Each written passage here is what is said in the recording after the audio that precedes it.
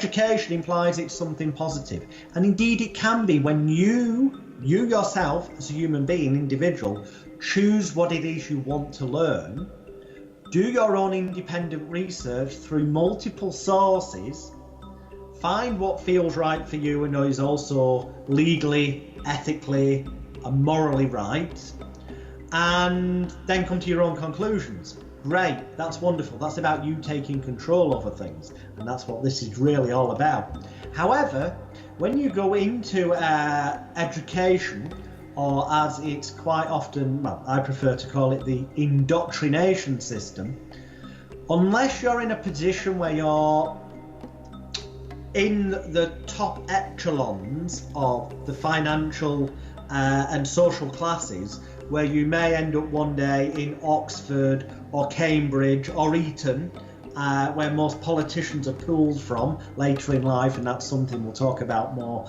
later in the documentary.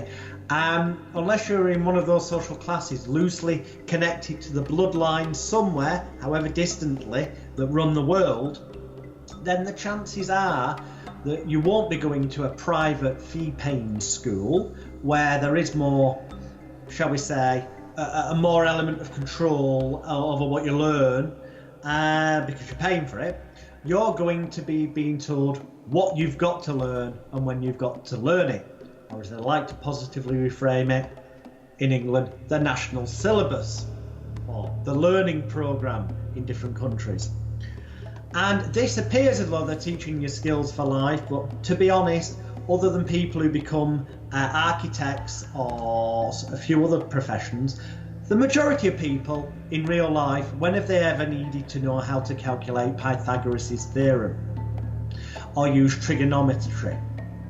A lot of things taught at school are very relevant to people in certain careers, don't get me wrong, but to the majority of people they're not.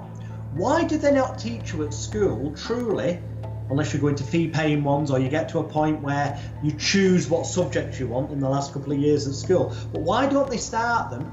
I know in some countries they do and there's exceptions to the rule, but I'm talking generally, the majority of places in the world, why do they not spend, if they want it to be education and helpful, from an early age teaching kids how to budget their money?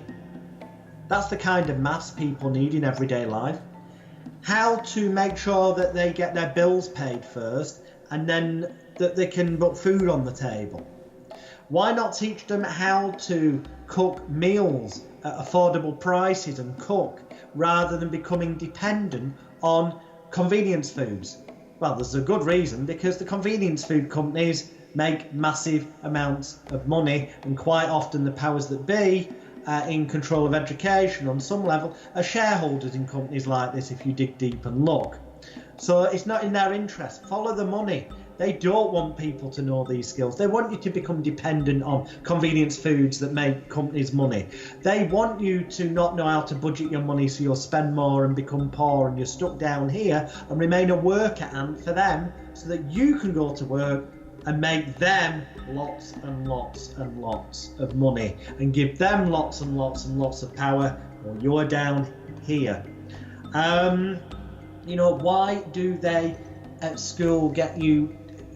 School, I sum it up as this. School, look at it. It's all about what you're really learning is to memorize information, repeat it, recall, repeat it, memorize, recall, repeat. In exams, you get questions, you've got to remember what you've learned, recall it, repeat it, but in your own words, which is showing some creativity of taking that which you've been indoctrinated with, and shows that you've really good at memorizing and repeating stuff, which is being obedient, because you follow the authority figure.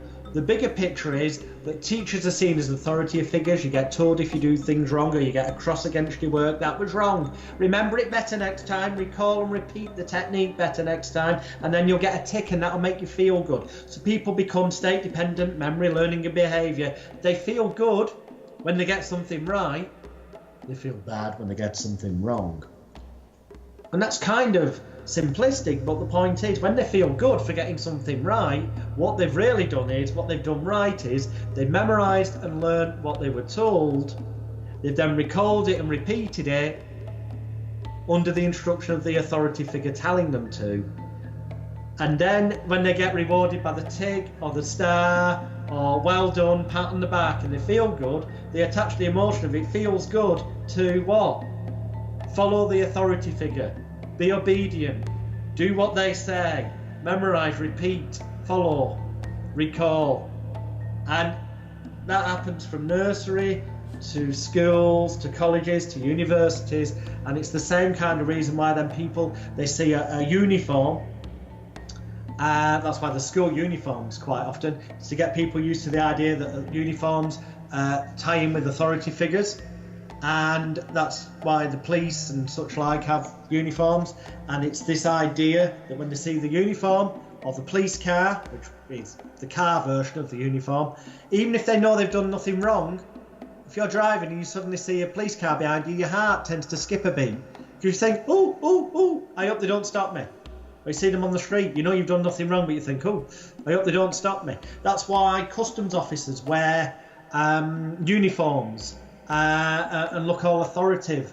It's because, and you know, it's all part of the disorientation in the airport to keep people subdued and placid, is that people think, you know, if they get stopped, they know they haven't got any drugs, but they're panicking inside. I hope they don't find anything. Well, there's no reason they're going to find anything unless they were purposely stitching you up or something had been slipped in your bag you didn't know about. But why do people then suddenly feel that guilt inside? It's because we get conditioned from an early age that being questioned by authority figures, teachers, parent figures, doctors, whatnot, if they question us, that's a negative feeling and emotion gets connected to it. But when they praise us, it's a positive feeling. So we become conditioned to wanting to seek out praise.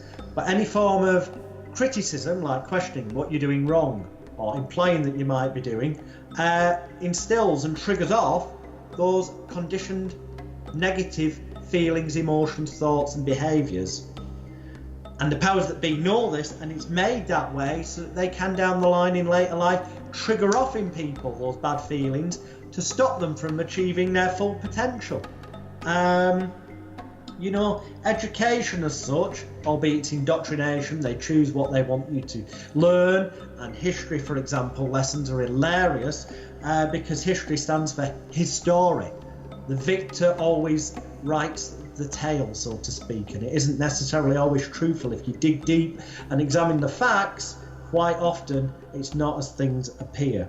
You know, we go on about how awful things such were in other countries and what the certain countries did in certain wars, atrocities. But that's used as a distraction technique by our British government from the fact of the atrocities that Britain has done and continues to do quite regularly under the guise of some other agenda. But there's always a distraction, there's always a reason. Follow the money. These people are all about making money, keeping control, manipulating people and creating those emotions through like education, where authority figures become something that can make them feel good, bad, somewhere in between. They're hypnotized from an early age. That's what it is. That's what conditioning is to the uniform, to the perceived authority figure. It's drummed into people to learn, listen to the authority figure, memorize, recall, repeat, follow those commands. They're being taught to be obedient. History shows us, and it appears to be true, that the first computers were developed in Manchester, and that's interesting because as time's moved on, more and more of us have computers and more of us are becoming reliant on the internet and social media, and indeed more and more learning educationally is also being done online. But you've got to be careful.